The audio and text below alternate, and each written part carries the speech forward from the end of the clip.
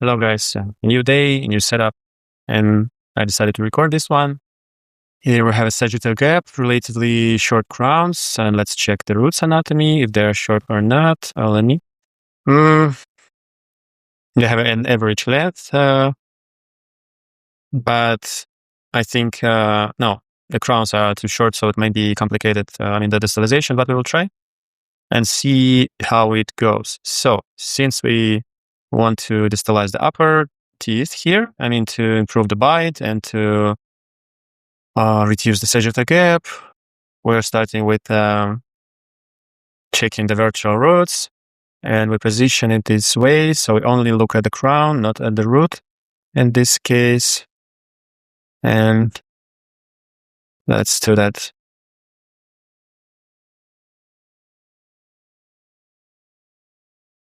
With the canine, I'm not sure. Let's leave it as it is. Yeah, the crowns are really short, so I have dots. And look, when we have this, the root is tipped, and the crown is tipped distally. It means that with the distalization, it will be even worse. So we have to be very, very accurate. Because yeah, definitely it gets worse. Like you cannot improve this root angulation. We will try not to worsen it for too much. And checking the lower jaw, excess.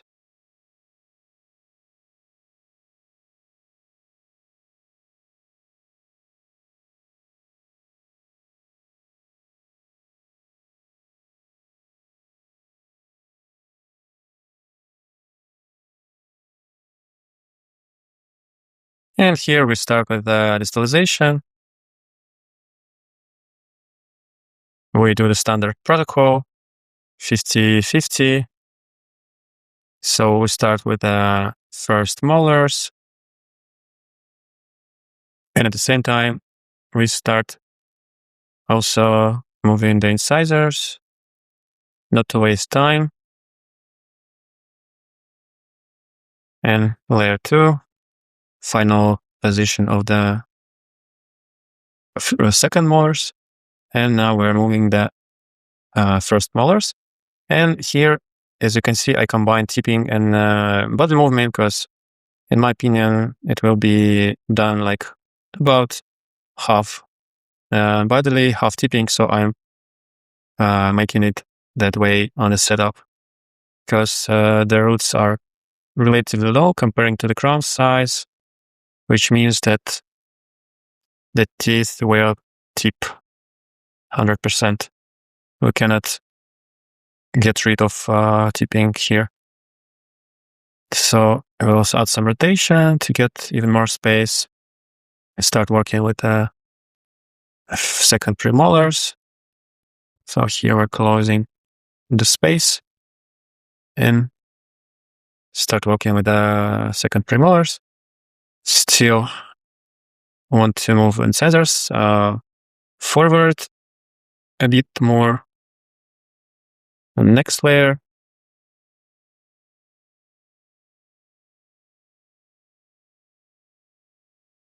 Expansion, distalization, and the first premolars.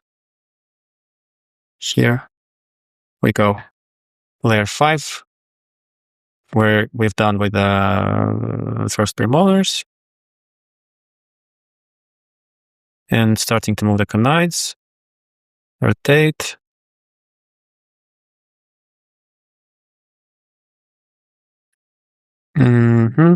Yes, this is the real context. This is the real position of the teeth we can get.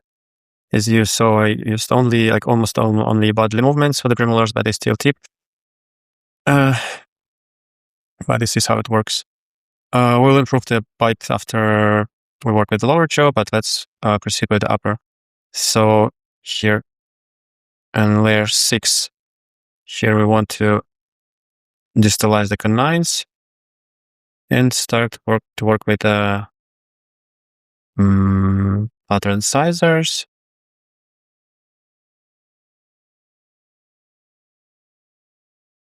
And at the layer 7, we finish it. I'm not sure if maybe we made maybe we've made too much space, too much room. Let's see. Maybe we don't need that much.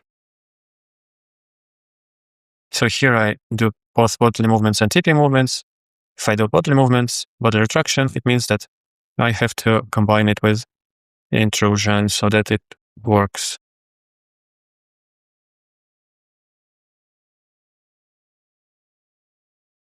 Okay, maybe I made too much space. Let's see.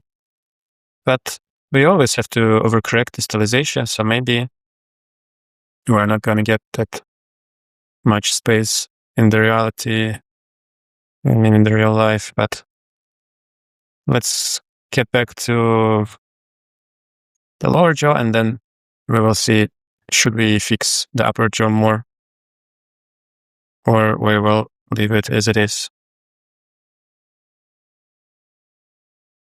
Okay. With lower jaw, it's much more simple here. We just expand the posterior teeth, make it by tipping movements, do some tipping, some vestibular tipping of the frontal teeth too, because we want to fix the rotations, do less IPR. That's why it's my goal to align the teeth before we get to making IPR. So, in the final layer, we're bringing the incisors back. We can probably use only tipping here because the teeth they are inside the bone, even if we do tipping. Yeah. I have a lot of bone here, fortunately. So now we are checking the overcorrection where it is necessary. It is always necessary if you have any rotations or misaligned teeth. We always overcorrect. Maybe we turn this mode to have more contrast. Yeah, with this anatomy, it may be difficult. I'm not sure if I need that much overcorrection, but I think this should, oh no, yeah, too much tipping right now. We need to do some retraction too.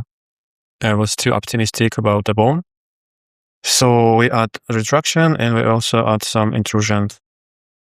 Because if we do retraction, we need to intrude because it will be more biomechanically correct.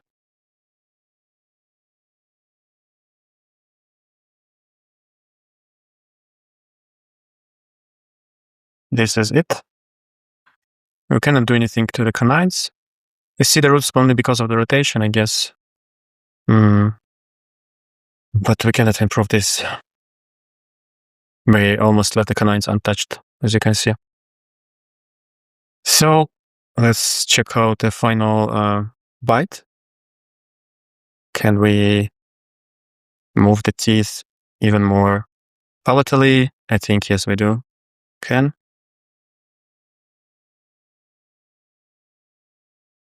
We still leave some small sagittal gap. Should we plan some extrusion? I think it will be not the worst idea, so we will try to improve in the overbite with making some extrusion.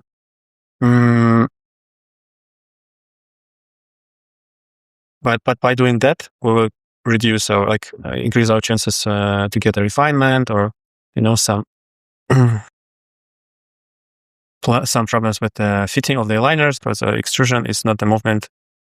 It's not the most predictable movement. As most aligners very often fail with extruding even the incisors. Okay, I'm not going to move the canine more distally. Let's reduce this gap by moving back. I mean, in the reality, there will not be this gap because the distalization, it needs some more correction. So, I mean, in the setup, you can see these gaps, but in the real life, there won't be any if you don't do any extra IPR. So I'm happy with the setup, but let's try to extrude the incisors. I think it may work. But if we do, let's remove all the rotations, because if you want to extrude, we should plan only extrusion, no other movements, just extrusion and tipping. Because if you combine extrusion with other types of movements, like rotation, there's no distal tipping, you have a high chance of fail. So we'll start rotations only at layer 4.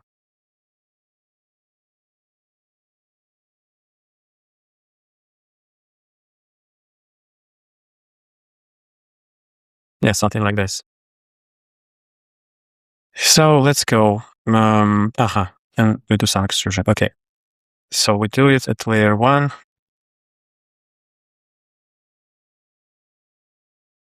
1.8 should be more than enough. Sorry, 0.8.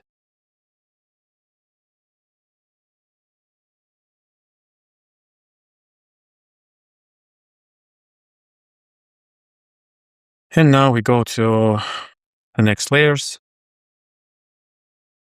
And we have to manually click here to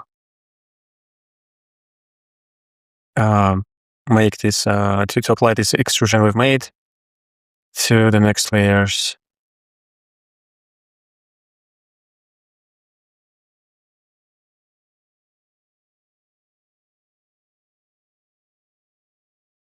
Yeah, if there's a contact between upper and lower teeth, it's not a problem for us because it's lower correction anyway.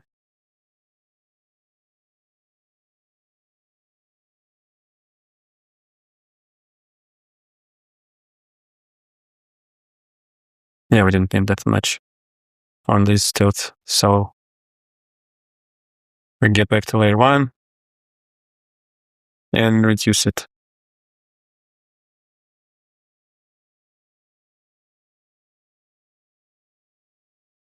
Yeah, this is our final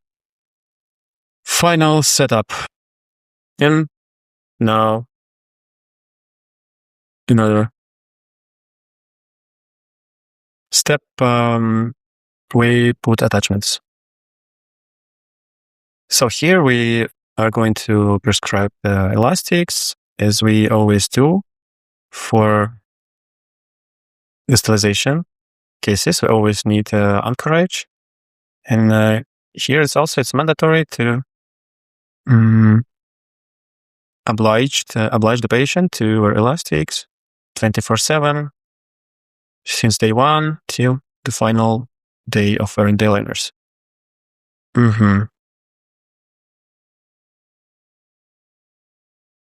So we put retentive attachments onto the premolars. We put some attachments for extra retention on the first molars, because here we're going to put buttons.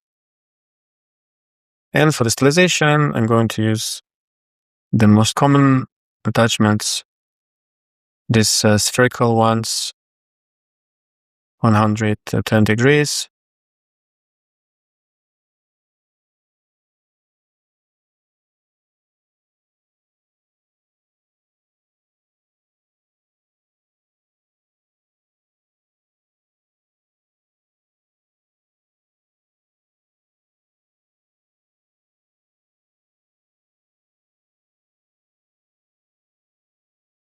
And now we should put attachments which we're going to use for extrusion.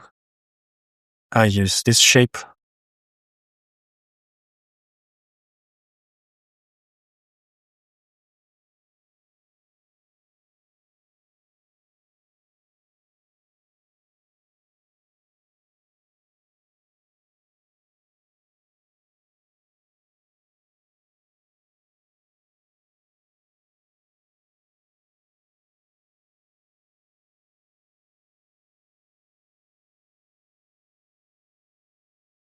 And now we're going to optimize the attachments to increase their size. We start with layer 3 when the second molar is already in its place. And we increase the tray size a little bit. But yeah, I think in the extrusion attachments, we can do the same. But did I plan it at the very first layer? Maybe we will do it more slowly. We will do half at layer 1 and the other half at layer 2. Should be more safe.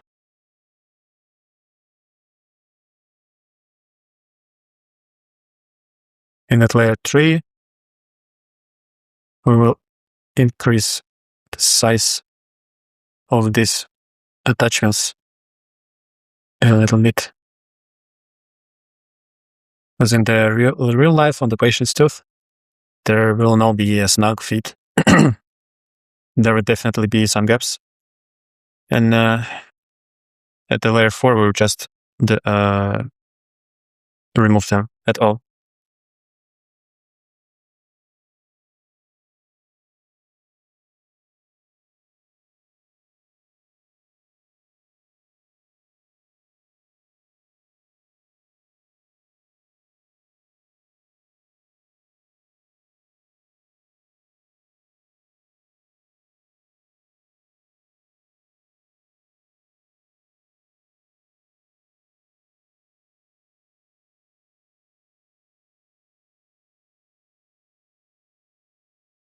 So this is the final result.